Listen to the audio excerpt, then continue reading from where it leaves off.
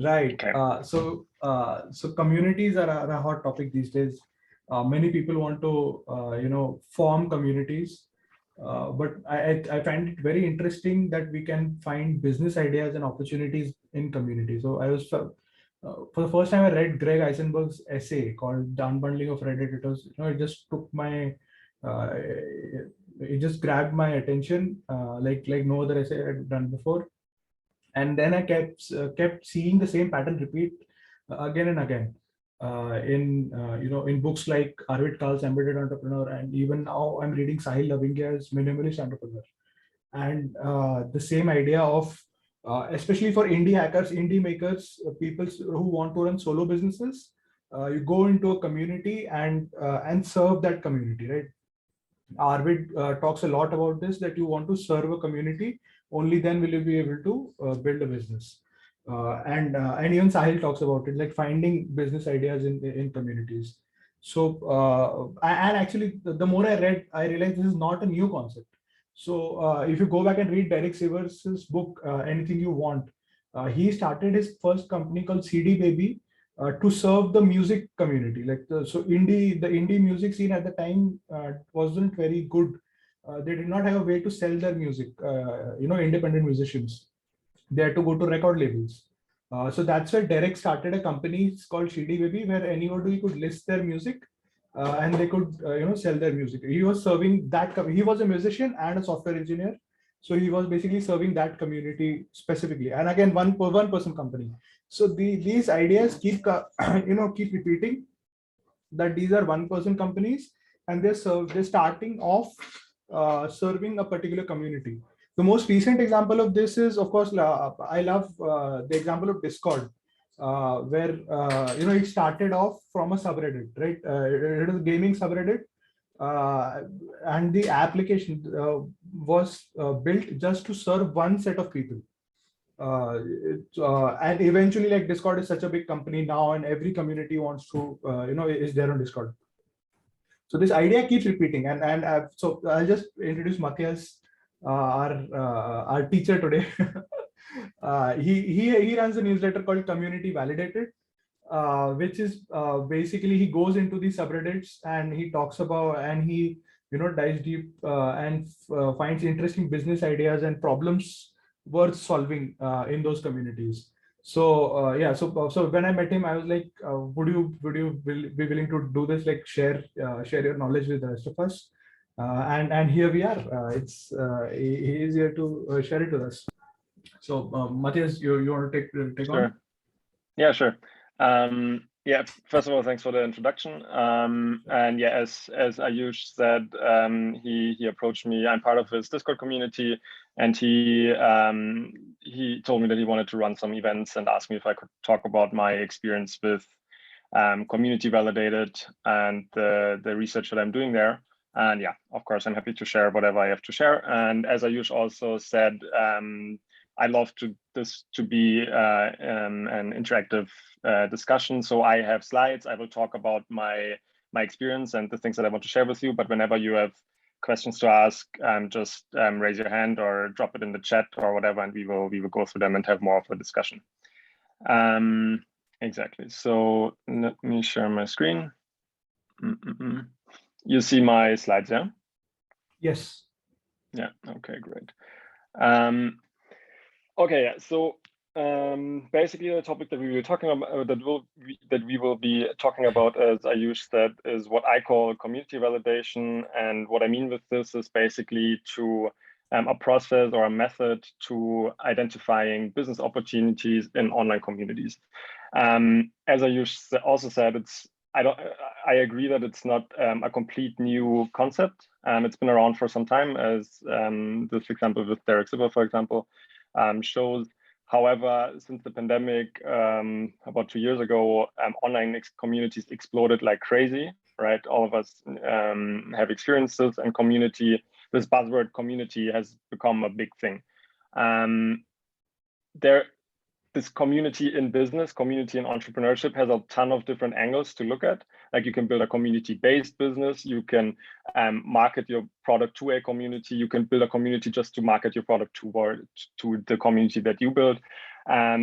there's very specific niche that I'm doing or that we are doing here is to do research to identify problems that people already have, that people already talk about in online communities, because they're very accessible, they're very easy to reach, and you can read about what people discuss, the problems that they are sharing in those communities, which is really handy for entrepreneurs, for people who want to figure out what they want to build.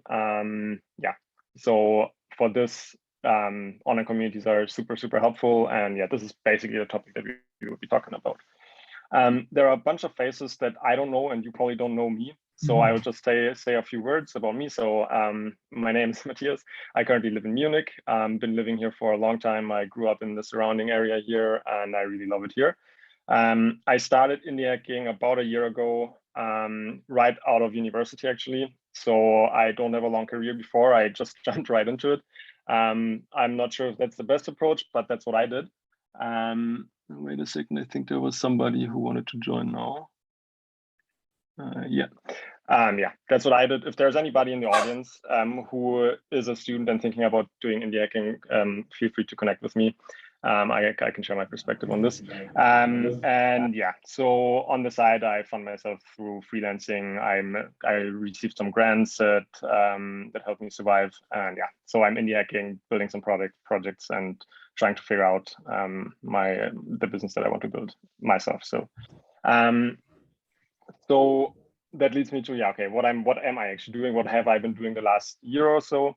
So I've been working on a bunch of different projects. One of them being the one that's central for our discussion today is Community Validated.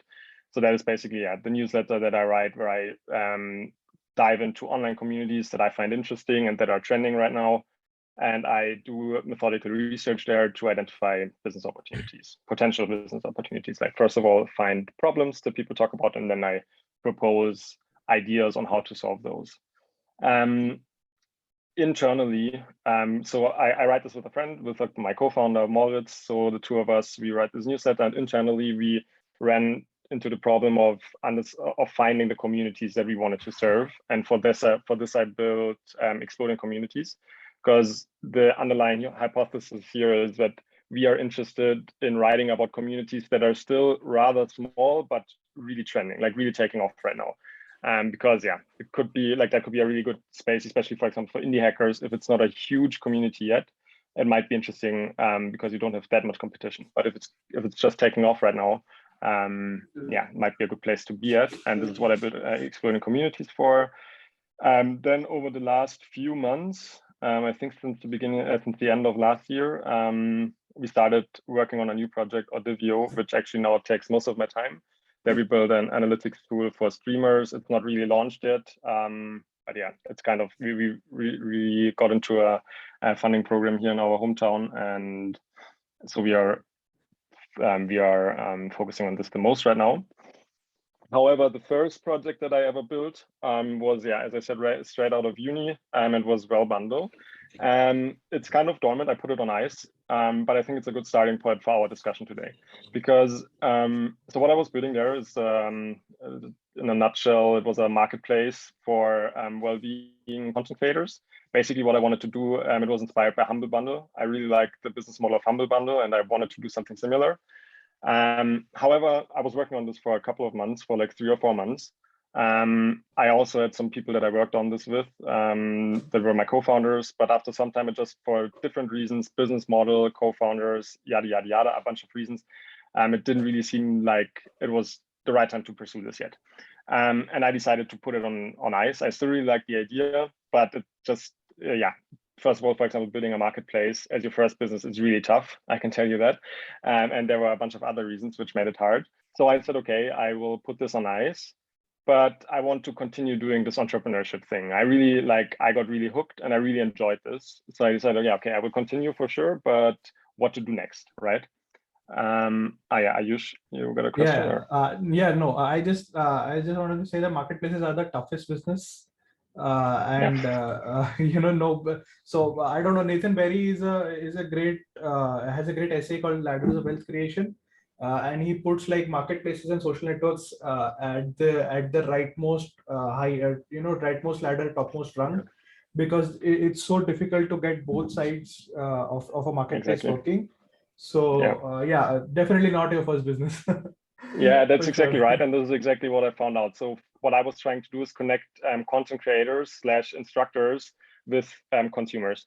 And the content creator part is easy to get, or the business part is easy to get if you get the customers, right? But I figured out that is the hard part to figure out in this business model. And yeah, that's just a learning that I can definitely underline.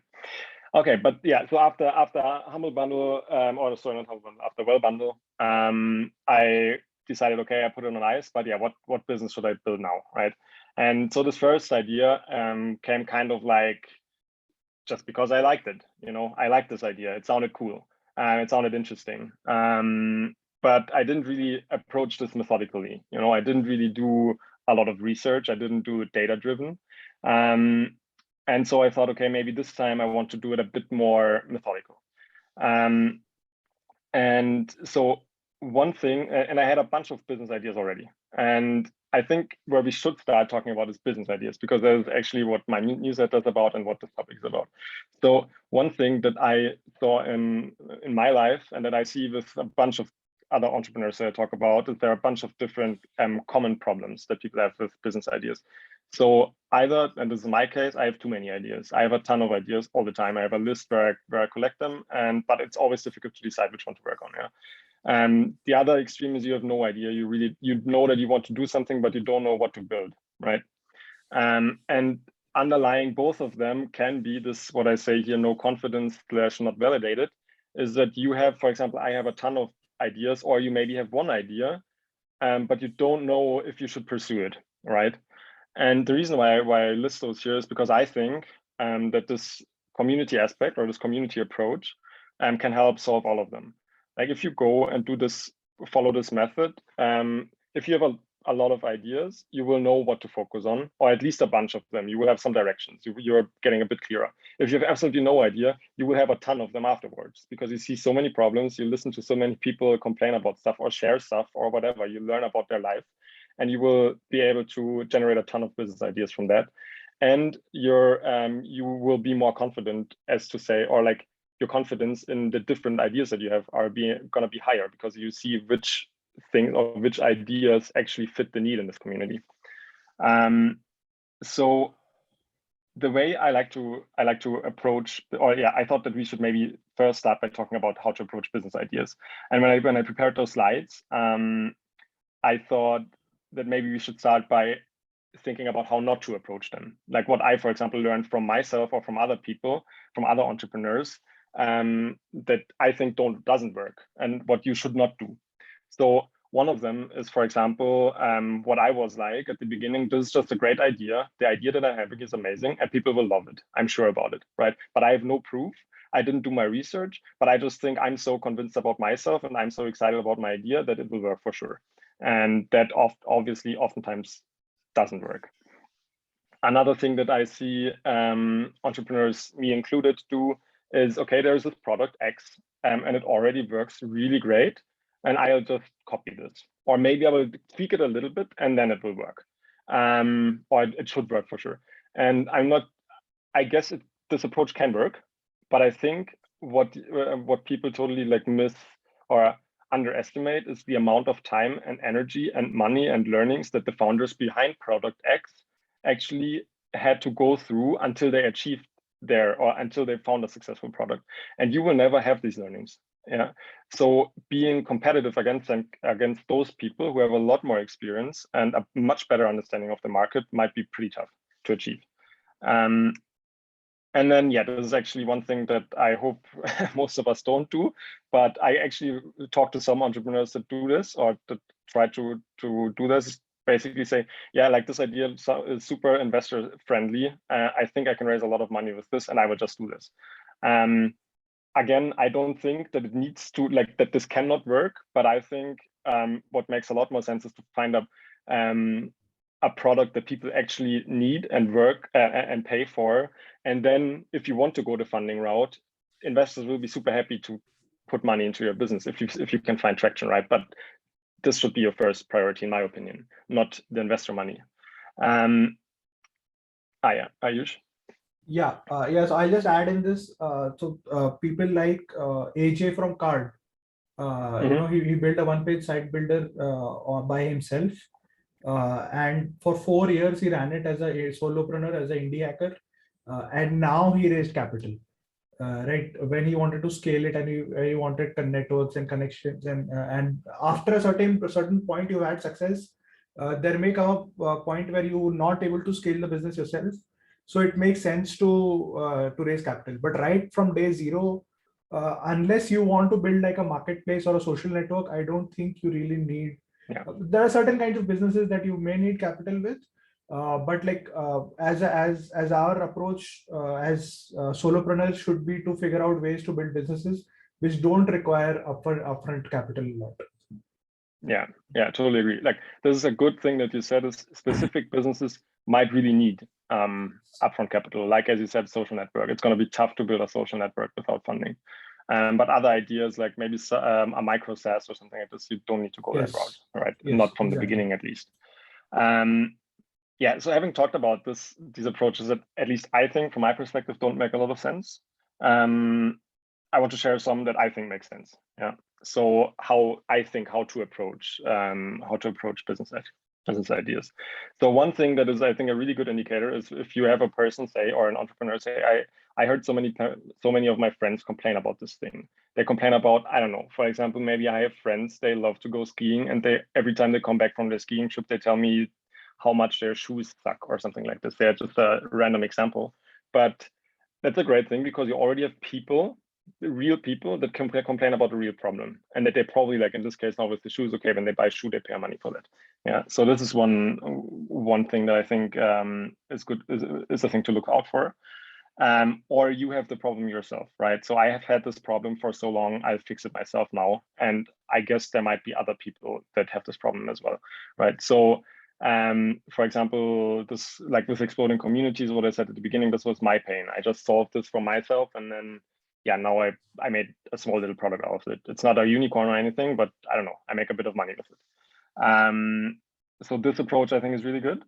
And then another thing is where you can say, okay, I see the people, like you, let's say you're an expert, you're a software engineer, or I don't know, data scientist or whatever, you have a certain expertise, and you see people do something, and they have a workflow or something, and you say, okay, but what they do is complete bullshit, and you can do it so much better, right? And I know how to do it, and I will make it better. So basically, what I want to show with these examples is that, or if I want to summarize them, I think what all of them have in common is that they solve real problems for real people. Yeah. So I think this has two parts here. So first of all, it's not an imaginary, not a problem that you just came up with, right? So what Paul Graham, I think, says is, or how he calls it, is, I think, sitcom startups or something like this. I think he has an essay on this, where you just sit down and you think about a problem that might be there, right? But that is not a good approach, right? You want to solve a real problem that's actually there, and by real people, right? So if those are your friends, or if it's yourself, or if it's some people in communities that talk about it, that's good. But if you just say, I think there might be this customer, I think there might be people who have this problem, I don't know, there is absolutely no proof to that, right? However, actually quite a lot of people still do that. So yeah, you might ask now, okay, yeah, so I need to have a real problem, and for a real problem of real people. So first of all, okay, how do I actually identify such problems? How do I identify a real problem? And the common advice, which is makes total sense, is, okay, yeah, you listen to people, about the complaints they have. You listen to their stories about the problems, and learn about their life, learn about the problems this way, right? And then you try to solve those problems.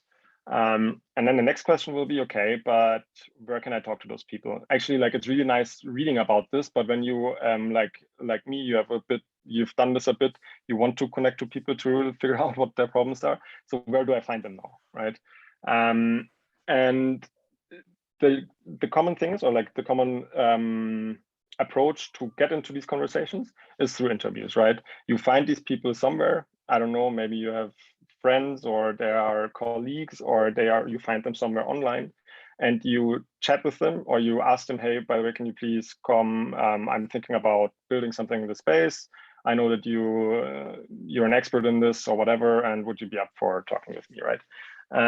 And that is super important. And I do it, and every entrepreneur should do it. However, there is one downside with interviews from a more like methodological or scientific perspective, is that you will always put your research object, being your potential customer, in an artificial environment, right? So it's not typical to have somebody join you on their Zoom call, on your Zoom call, in a one-on-one conversation where I ask you about how you send email or something like this. You can circumvent the downsides of this. However, it's a risk, yeah, that you actually have your research objects or your subjects or your potential customer tell you things that are actually not true, right? Because of the artificial environment. Another thing is, and that is, I think, is the bigger risk, is you as a budding entrepreneur, you have your idea, and we run the risk of getting into pitching mode, right? So I have had that. For example, with my first project, I interviewed a bunch of potential customers, and the first part of the interview, I was trying to be good. Yeah, so I read the MOMS test, of course, before, and the first part of the interview, I would just like listen to them and ask about their life. But in the end, then they would always ask me, okay, hey, yeah, but what do you actually want to build? Because I didn't tell them anything about my product until the end. And then I said, okay, yeah, like this is what I'm trying to build here. And the first reaction would often was just like, okay, yeah, that's interesting. And if I would have just shut my mouth, it would have been done. Yeah, but I cannot just leave it there, because I'm so convinced that my idea is great. So I get into pitching mode and I tell them, hey, yeah, I also think it's really interesting because of this and that and that, and I think it's gonna be super amazing and blah blah. And then after me a couple of minutes pitching, they will be like, ah, yeah, okay, actually it's really cool. It sounds amazing. Yeah, I would love to be part of this. And then and I would take this as validation. I would say like, oh, cool. Actually, sounds like this person really needs it. But it's no. I just convinced them. You know, I just basically totally manipulated them with my enthusiasm. So that being said, interviews, I do them, but you just have to be aware of them. And yeah, sorry, I used No, yeah, about interviews, I'll just say that they're very important, but it's an art. Not everyone is used to this. Not everyone can ask those questions like the book The Mom Test talks about. It's very hard. You have to do probably tens of hundreds of interviews to get better better at them. Yeah, definitely. And again, like people's motivations or people's answers change depending on the environment that we're in. So Totally. it's a tricky game about how we do interviews, and whether it is worth it to do them with our first attempt or not. So I don't. Let's see. So Felipe has an interesting question: that where do we find people to into communities and personal network in the chat?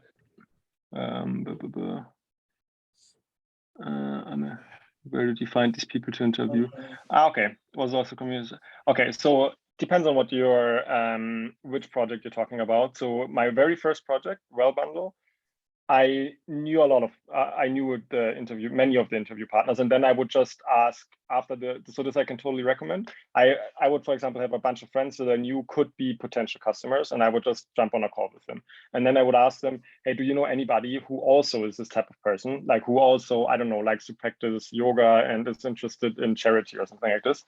And then they would say, yeah, actually, sometimes they would say, yeah, actually, I have a person here. So this was mainly through just network. However, for example, for the project that I'm working on right now, Audivio, we really leverage online communities like subreddits, Facebook groups, Discord channels, and we just either we share a post there or we connect with people there. Like we just send them a DM. For example, on Reddit, when we see that a person talks exactly about what we are trying to achieve, we just message them and say, hey, yeah, super interesting what you're saying. Would you be interested in having a chat? We are building something in the space, something like this. And you say, okay, the second part of your question is you struggle finding customers to interview at scale. So here I think, what's your scale? Like how many do you want to interview? I think at the beginning, like it's true, you need to do a bunch, but at one point, so in qualitative interviews, at one point you will learn that things repeat themselves. Yeah, and that's a good point where you can say, okay, I actually learned a lot. Maybe the learnings that I have are sufficient for now, and now I have to draw my conclusions. And now you're asking, okay, if there's a minimum number to aim for. I think minimum number is tough to say, because maybe after 10 you really already learned what you need about the customer. Yeah, but I think 10 might be a little bit low. Yeah, so I think, yeah, maybe aim for something like 20. So for example, for Audivio, I think by now we probably interviewed something like 30 to 40 people. And like one thing that you will see, maybe more like 30. But one thing that you will see is that, yeah, like specific customers are not your customers. They don't have your pain point. So you will have to become much more specific in the type of customers you're interviewing. But yeah, like giving a flat number is tough. But when you're not sure that you learned what you needed to learn, then you didn't learn it yet. Yeah. So continue, like, and be ruthless and learn a lot. Like try to rather err on the right side, like on the upper side and on the lower side. Try to do rather more. It's also a good practice for you. Like, I mean, I think I'm still pretty bad at interviewing, but I definitely learned a lot through doing a bunch of them. So don't yeah, try to get as many as you can. This, I think, what I want to say. But so anyways, regarding, so this, yeah, just like this is the standard approach, yeah, doing interviews, and it's super important and you should do it. However, there is something that you can supplement with, I would say. And this is what I call community validation, because I like the term. But actually you can also call it in a more scientific lingo, in a more scientific term, maybe participatory research. So what does that mean? Basically, what you don't ask or invite your potential customers into your into your Zoom room or into your office and talk to them, but you go where they already are. Yeah. So you go, in our case now, in online communities where your potential customers, say, I don't know, indie hackers. If indie hackers are your customers, you go to indiehackers.com, you go to all the Slack, the Discord channels, the Twitter spaces, and you listen to them and you see what they talk about, right? Of course, this is deeply inspired by Arvid Kahl's book, The Embedded Entrepreneur, where he's basically making this point. Yeah, like if you're not sure what to build, then go and listen to the people that you want to build for and learn what is their life, like what does their life look like, what problems do they have. And the great thing about this is, if you are in a subreddit or in a Slack channel or whatever, and you're just a passive listener and you're just listening, you will learn so much about them, and because they're in their natural habitat, basically, right? They're just talking about their life and their community, and you are not there being this scientist who is trying to find something out, you know. And so this is one thing. The second really strong benefit, I would say, for entrepreneurs doing this type of or following this type of approach is that online communities are super accessible. So you can just Google them and you can join them, and there you are. There you have your customers. That's really cool. And the people then are also really accessible, right? And they are also already hanging out online. Like some people, some potential customers, some personas, or however you want to call it, they don't hang out online. So they're going to be really hard to reach. Or how do you reach them online, right? But if your customer group is already gathering in online communities, you have them really easy to access. You can listen. You have tons of data about their life because they share it there. And you what was the last point? I forgot it now. But okay. So I think this makes it, this is really good to supplement to interviews, and to come back to this question of Felipe. There you can also find your interview partners. Yeah. So you can, if you find the people that talk about the problem that you try to solve, you just message them and you say, hey, yeah, super interesting. I really like what you're talking about. Would you be willing to chat with me about this topic? Because I would love to. I don't know. I think it's an interesting topic, and maybe we should connect about it, right? Having said that, actually, it's not even that new of a approach. as Ayush also said, so this type of participatory research actually stems from science. I think also Arvid refers to this. So in social sciences or in anthropology, I think you have this type of research method for a long time already. So yeah, basically this is what you call ethnography or participatory research, where a scientist goes into specific types of communities, and there they just try to observe them and learn about them, right? And yeah, now that we have a ton of online communities, we can do the same thing just online, which comes with a lot of benefits actually. So now you might say, okay, I get it. That sounds interesting. And what I should probably do, based on what you just told me, Matthias, is I should identify problems in online communities that are worth solving, right? And I would say, yeah, exactly. That sounds reasonable. But maybe let's start one step earlier. Let's start with first identifying problems in online communities, because the second part, I think, is much harder. Like what is the problem we're solving, and which one is a problem that might make you build a great, successful business? This is the much harder part, right? So let's do the first part first. So yeah, first you have to decide, obviously, which type of community do you want to build for? And here I'm being super broad. Like I'm not saying you should decide, okay, I want to build for this Discord channel or for this Slack community, but more like, okay, I want to build for indie hackers, or I want to build for Airbnb hosts, or for organic gardeners, or for what have you, traveling parents. There's like more like this broad sense of community. Digital nomads. What is it? Digital nomads. Yeah, digital nomads. Right? No, nomad list. Exactly. From Peter Levels is a great example of this. He built it for nomads. Then Exactly. there is Arvid Kahl himself built for English teachers. His first project, Feedback Panda, was for Chinese school English teachers who taught Chinese students. Right, it is a very specific niche persona or community that he was focusing on. Exactly.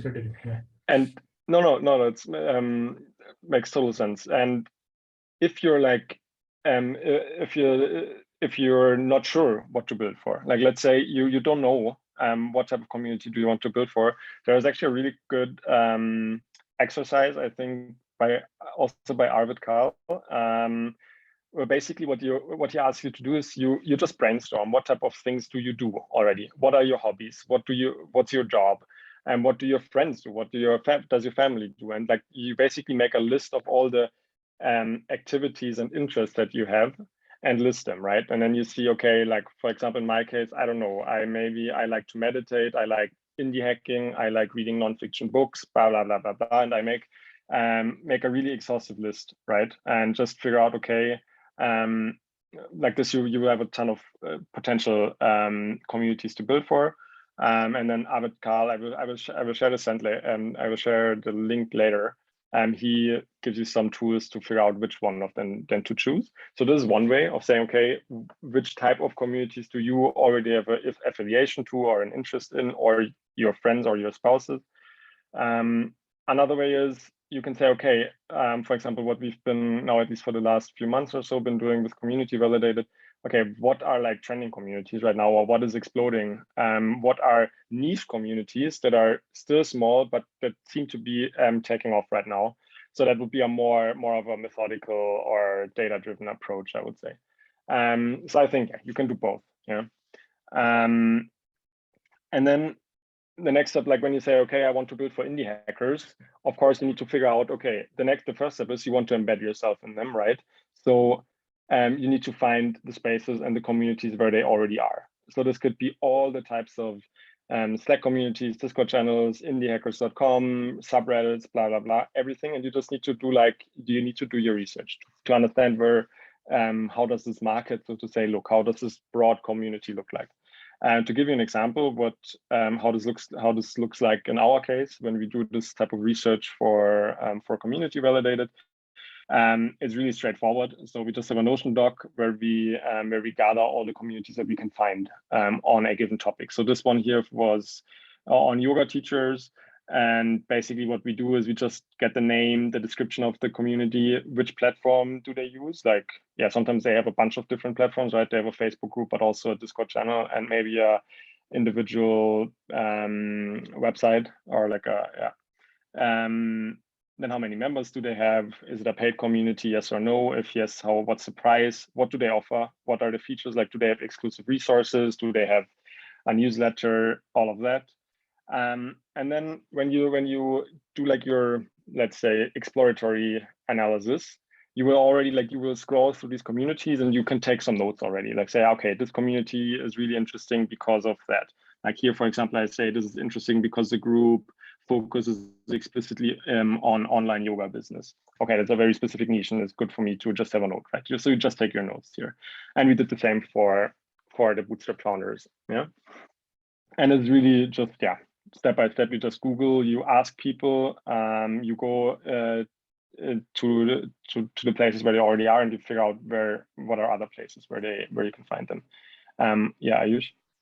Yeah, so I just wanted to add that almost every community, we will find at least 2 or 3 places where they hang out. So just like Bootstrap founders, so indiehackers.com itself, the website is a community. Then there is r SaaS, the subreddit, r startups, the subreddit, where those people hang out. Then even like personally, I found Twitter to be a great place to find these communities, and in following the responses of influential people. So if you want to go to Bootstrap founders, you go to people like Arvid Kahl, or Andrew Gazdecki, if you want like a micro acquire type micro business that you want to build, or if you're into small bets approach, and then you go to Daniel Vassallo's account. So these are huge accounts, and each of their tweets gets hundreds and hundreds of replies, those replies can unearth many interesting problems. So like Josh Spector is a newsletter influencer. So many newsletter writers follow him. So he constantly talks about newsletters and writing, and creative entrepreneurship. So if that is the niche that you want to target, so these are like few which on Twitter I found interesting communities, almost quote unquote communities around these large accounts, to find interesting problems worth solving. Yeah, exactly. This is actually what I referred to. I forgot to say this here with the relevant communities and spaces. With the spaces, I meant more like this type of, like, for example, influential Twitter accounts, newsletters, podcasts, YouTube channels, which are not really a community in the sense that you have like a Slack channel or something like this, right? Or a forum. But they are still a big part of the community and they're really influential in them. So that should be definitely part of this research to understand, okay, to have like a map of your whole community, of the whole community space in this space, so to say. Exactly. And so let's say now you've figured that out, you understand, okay, you understand where your people hang out. This is then actually, I would say, this third step is what I would say takes the most time, but it's also kind of like the most easy to do or most simple, but it's just like, you just have to do it, And what I mean here is you just like, I write what you methodically research them until you don't get new insights. So what I mean with this is you go into one of those communities, like let's say on indiehackers.com, and you scroll through this and you read all the stuff that people talk about. And you take out the problems, and you put them in you can put them in a sheet like this, and I will go through this in a second, but you go through the whole community until you don't find anything new anymore. And what that means, like this is the same with the interview at the beginning, or the question that Philippe asked about interviews. There is no, like, I cannot tell you, okay, you need to find 50 problems in this community and then you're good to go. It might be that after 20, after you read 20 posts or something like this, you're done because it just repeats itself. Or it takes you, I don't know, 200 posts. So just like, but this is more like something that you will see after time. Like, okay, actually, I just see the same topic repeat again and again and again, and also in the other communities. So like when you say, okay, first I was on indiehackers.com, then I was on this Discord channel, then I was on the Slack channel, and at one point you will not read anything new anymore, or just like some tiny new details that are totally off the chart, which is not really in your interest, or like it's not too important for you. So this is just something, yeah, that we have to sit down and read. Actually, you read a lot. And just as a side note, when you read all of this stuff and when you read the comments, sometimes you will already, like, ideas will already come up to you, right? And you will maybe see a person complain about a product, and you will ask them, okay, do you know about any alternatives, or how exactly does it annoy you, right? Or you just start to become part of the conversation, and this is a cool thing, because you can directly actually build your business idea with them there, because you can engage with them. Yeah. So yeah, maybe I can just share the process how I do this, like how I do this Yes. this research. So, for example, I have these. Yeah, I have a bunch of this is here, the Bootstrap. This was the issue that we wrote about Bootstrap founders, and we had first of all, yeah, we have our list of communities, and in each community we do this process. Yeah, and what we do is first we note the problem. So we kind of try to summarize whatever it is. Like here, somebody's looking to hire a designer, looking for beta testers. Somebody wants to track email, but for just like this, the specific thing was somebody wanted to have like a pixel on just one email, but not on like an email, how do you say, on a whole email campaign. Okay, and you just note all of this. And as I said, like when you do this, you will already come up with potential ideas on how to solve this, or what could be a potential interesting business here. So this is here what I do in my notes. Then, for example, looking to hire a designer, I'd say, okay, maybe we can actually unbundle Fiverr. Yeah, it's pretty simple idea, and I think it's already happening. But if you ever hire freelancers on something like Fiverr or Upwork, you know that it's good to hire anything, but it's not particularly good for anything specific, right? So if I want to hire a designer, maybe that could be done better on a specific platform for hiring freelance designers. And I know probably this is already happening. It doesn't mean that you cannot still do something in this space. Yeah? Here, for example, people like this is happening a ton in the indie hacking space. People looking for feedback on their landing page. They just build a landing page and they don't know if it's good or not, and they share it somewhere and they look for feedback from people. And that's great, and you should definitely do that. However, one thing that can happen, nobody answers. And yeah, so in that case, for example, how do you still get feedback? And one idea that I was having here is maybe you can actually build something like Grammarly for landing page feedback. Like there's like specific design elements and specific things on a landing page that just repeat, right? And maybe you can have an algorithm that tells you, okay, how high does your landing page score? I don't know, maybe it's bullshit, but you get the idea, right? So you find those problems, and the cool thing here is now you have all of this. So it's data based, right? So you do have people who actually have this problem. There's actually somebody who wants to hire a designer. There's actually somebody who's looking for landing pages. And now from there, you can build your business, or you can generate your business ideas. Yeah, Ayush? Yeah, so the great example of this is a company called Headliner, because like you talk about landing pages. So the guy was a great copywriter and he could write wonderful headlines. And then he built a tool where he programmatically basically set the rules for a good headline, so that anybody can just enter the headline and they'll get a score out of 100, whether it's what kind of a headline this is. So I think this is a very interesting approach. So for this can be done for landing pages as well. There are specific elements, especially at least on the copy part. I know that there are specific elements that need to be there on landing pages at different areas where it can be automated. The other way to do it is not automated, but do it as a productized service where you offer landing page feedback as a service. Exactly. And for a fix, I think there are one or two people who do this. That's true. Where you just pay a fixed amount of money and they'll give you general feedback about your landing page. I think exactly. The interesting ideas will come out from looking at these problems in these communities. Exactly. And I think what is here like really important is to not be, or try not to be biased, and you just be like really methodical. You just take the data and you put it in your sheet. Because usually like what I did at the beginning is I just take out the problems that I find interesting, right? But then it's super subjective and I'm super biased in this, right?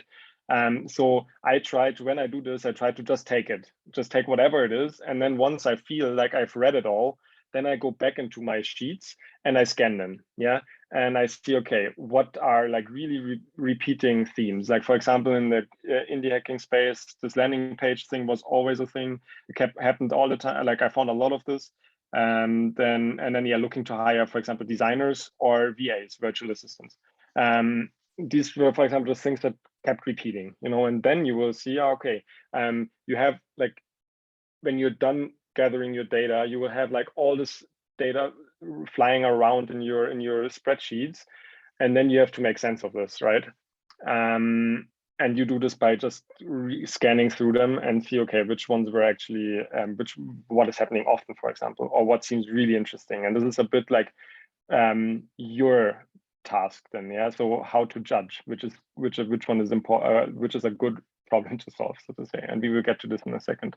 And just to finish off this this sheet here, so what we also do then is what categories. So this is inspired by Arvid Kahl as well. He talks about a bunch of different ways how a problem can occur in the wild. And he says, like, there's, for example, yeah, asking for recommendation, asking for help, and requesting for alternative, and complaining, I think, are the four. I will not, I don't know the definitions or how he defines this off the top of your head, but basically we just, we categorize them. One thing that I can say is what I always find interesting to read are requests for alternatives, because that is people already knowing about products. They know about their problem. They know that there are products that solve their problem, but they're not happy with the product. Yeah, and then they request for an alternative. They say, hey, do you have a better tool than Substack for writing, I don't know, your newsletter, something like this, right? Yeah, Yush. I think he talks about, and not just Arvid, I think it's a marketing concept of customer being problem unaware to problem aware to solution aware, and then product aware, and then the last step is the customer becomes your product aware. So exactly. like we should not focus on like explaining somebody is not problem aware, then probably they're out of our reach. We should not probably, if somebody is already problem aware, that's good. If somebody is solution aware and they already have one solution in mind, but they're looking for something else, that probably is a good place to find interesting ideas. Exactly. Yeah. If you have to educate your customer first, it can be tough, right? Takes time. So yeah, the few other things that we do here is just we collect the amounts of likes, comments, and then we kind of summarize this in the engagement. We say, okay, like there's very high engagement, low engagement, just to see like where does the community engage a lot, or where do they comment and where do they like a lot. And then like this importance part here is very subjective. There we just say what we find important, or what we think from our first idea is like, okay, that's an interesting problem. Yeah, we think this is important. And there we take into consideration, can we build something for this? Do we think this is monetized? Do you think we can monetize this and stuff like this? Yeah, but this is quite subjective, I would say. And then also what we don't see on the screenshot here is we of course keep the link to the post, so you can always go back. Otherwise, you will have to search it. And ideally also the link to the profile of the person. So if you actually end up building something, you have a bunch of people here already that you can message. Yeah. Okay, so and now what I already hinted to for right now, the fourth step, then what I said at the beginning is, okay, yeah, we should identify problems in online communities. We are done with this. Now we have to say, okay, which ones of those are actually worth solving? Yeah, which ones of those problems can we actually build a business around, that can, I don't know, fulfill our financial, or with which we can fulfill our financial goals. And here, to be honest, this is, I think, the hardest part, and I'm not sure if I'm the best to answer this, because if I would know this, then I would probably have a lot more money than I have right now, because I'm still a broke entrepreneur. So, however, there are a few things to say about, and I think there are smart people and more successful people that have written about this, or that have opinions on this, and we can look into this, I think. So yeah, what do more experienced people say about this? So this, again, like many of the things that we talk about here, are Arvid's content or Arvid's ideas. and this one here as well. So I refer to this Arvid Kahl's blog post on properties of an interesting problem, which is really cool. I definitely recommend reading it. And what he says there, and I think that makes total sense, is okay, here are a few characteristics of a problem that are problems that are worth solving. First of all, yeah, they have like a real and measurable pain. So people actually experience this problem as painful. Yeah, they're annoyed by it, and they can ideally. What's really good is if it causes measurable pain. Like if they can say, okay, every week this cost me 10 hours of work doing, I don't know, writing copy, or designing a new landing page or whatever.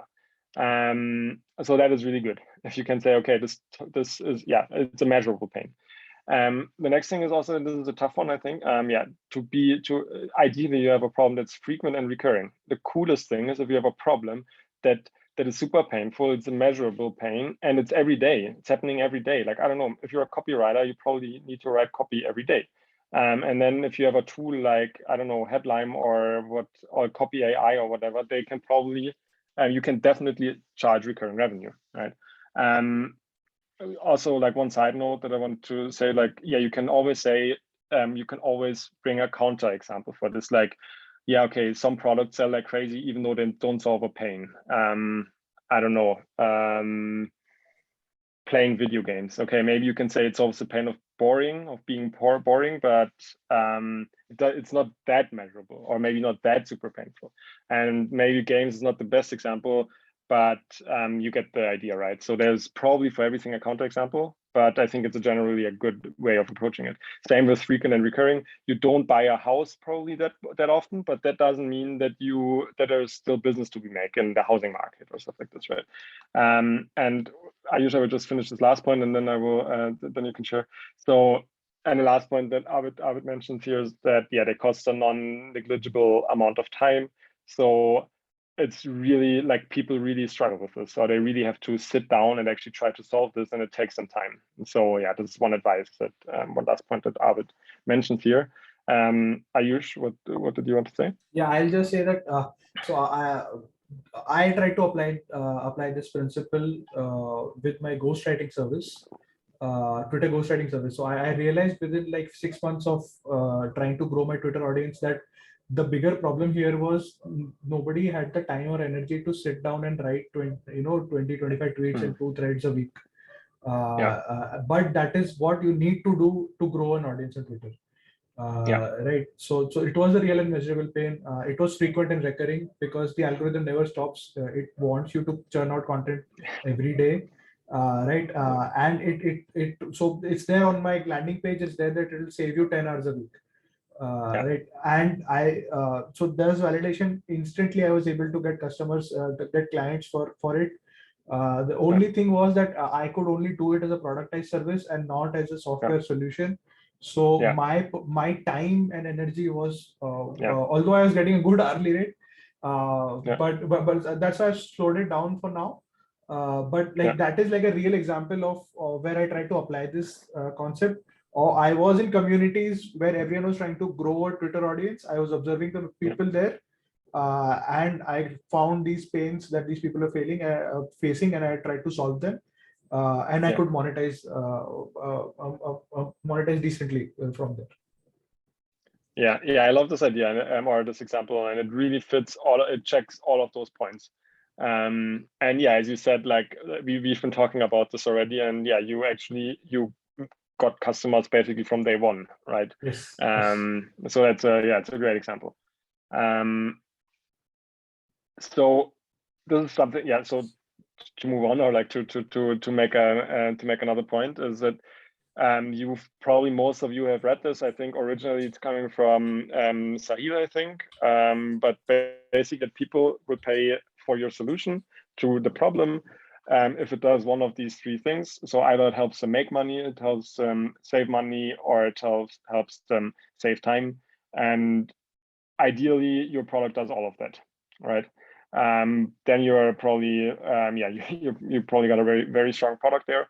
But solving one is already good enough, I think. And yeah, I love thinking in this framework as well. Obviously, again, you can bring counter examples here, I think now video games, for example, fit better because a video game doesn't do any of this. It doesn't help you make money. Say, okay, if you're a professional esport gamer, maybe, yeah, but usually not. It doesn't make you money. It doesn't save you money, and also doesn't save you time. Quite the opposite. But people still make a lot of money with it. Blah blah blah. Yeah, right. But I think for us, it's like more bootstrap entrepreneurs or solopreneurs. This is a good approach, or like a good framework to think in. Okay, I think actually we are. Yeah, I'm pretty much done. I just wanted to basically summarize or give you some actionable takeaways that you can take from our talk here. So I think one important thing to consider when you want, or like when you want to build a new business, or you're looking for business ideas, is that it's great if you serve customers that already gather in online communities, because they're so easy to reach, they're so easy to study. You get so great insights into their life just by being in those communities and listening to them.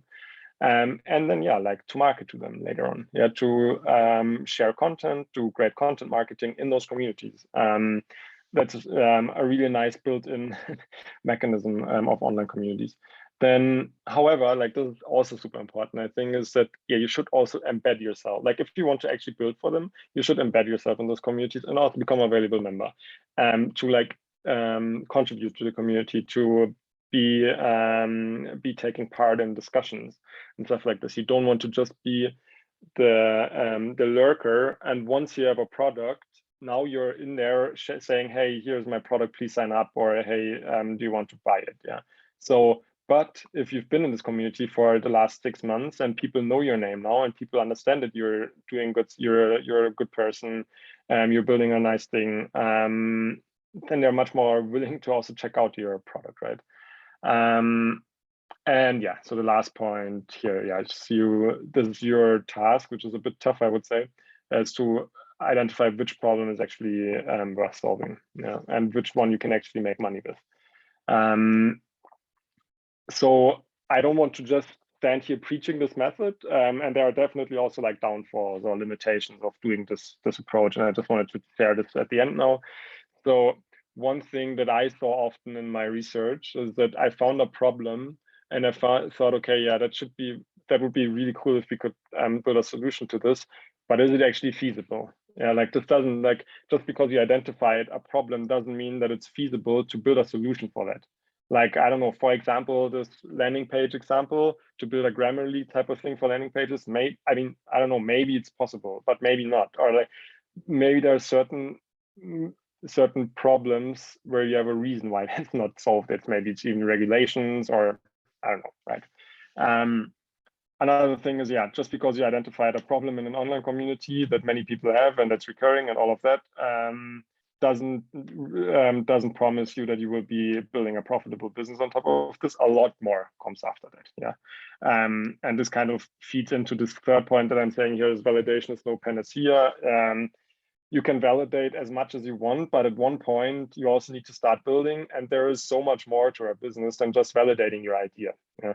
And we all probably know that. And then also doing this validation aspect through community validation, what I talked about, it's not the only way, right? So I'm sure there are tons of businesses that are built and that have super mega successes that didn't do that, right? So there are other ways of doing this. So I just want to say that here. I'm not here preaching the only way, or something like this. Yeah, so listen to those people. They have a lot more to say about this and a lot more experience than I do. So of course, Arvid, we've been talking about him all the time. Many of the things that I do and that I've talked about were greatly inspired by his work. He has a ton to say about this. Rosie Sherry, who used to be the community manager at Indie Hacker, she's a great community builder, but she has a ton to say about all things community. So definitely follow her, listen to her. She has great content, great courses. Check it out. Greg Eisenberg, also sure some of you have heard of him already. Yeah, he came up with this idea of unbundling Reddit. And he talks a ton about community-based business, now a lot about Web3, because Web3 is a lot of community things. Yeah, so with that, I think if there are, actually we're pretty good in time, 5 minutes over. If there are any questions, please still, or if I didn't answer any, I don't know, I didn't really follow the chat, sorry. Yeah. No. So first is a logistical question. Can we get these slides? Yeah, I think so. I don't think I put anything on there that I cannot share. So I think, yeah, sure, no problem. And share. So I'll take them from you and send out in an email later on to all the participants. Okay, Ryan is asking what community platforms did you mention? So we talked about subreddits, Discords, I think Slack channels. There's a website called Slowfile where you can find a list of Slack channels. Then there is indiehackers.com, which is a community for bootstrap founders. And we discussed larger Twitter accounts as well, I think. Any other platforms where you can find communities, Matthias? So no, I think you mentioned them all. So the ones that we really use a lot is Reddit, because Reddit has a lot of data and that you can, like, for example, growth data and stuff like this. Then Discord and Slack for sure. And then, so these are the three big ones, I would say. And then oftentimes you will also find like very specific like very individual communities, like for example in the bootstrapper space, indiehackers.com, which is its own community, right? And these you will probably find through Googling or by asking people in those like subreddits or Slack channels or whatever about other communities that you should check out. Or if you just dive into them, if you read the content in the space, you will at one point they will be mentioned anyways, you know. But I think, yeah, the big ones are really like, sorry, I forgot Facebook groups as well. Facebook groups for a specific audience is really big. Like for example, this and Nico, sorry, I didn't forget. I saw your hand. I will. We can talk about your question in a second. But for specific age groups, for example, or for specific backgrounds, Facebook is really good. For example, this well bundle where we were like into this well-being space, you don't find basically anything on Reddit. Slack, also Discord for sure not, but like Facebook and Instagram maybe, you know. So it really depends also on the type of customer you have. But yeah. So Nico, did you have a question? Or I just wanted to say Facebook groups are also like you just mentioned. Yeah, exactly. Facebook groups are really powerful. I am part of a few Facebook groups where I find interesting, like newsletter creators, productized service creators, copywriters. So depending on all these vocations, there are Facebook group for every vocation, and they are free to join. Most of them are free to join. You can go in there and join them and then observe the people there. It's fascinating what conversations go on there. Totally.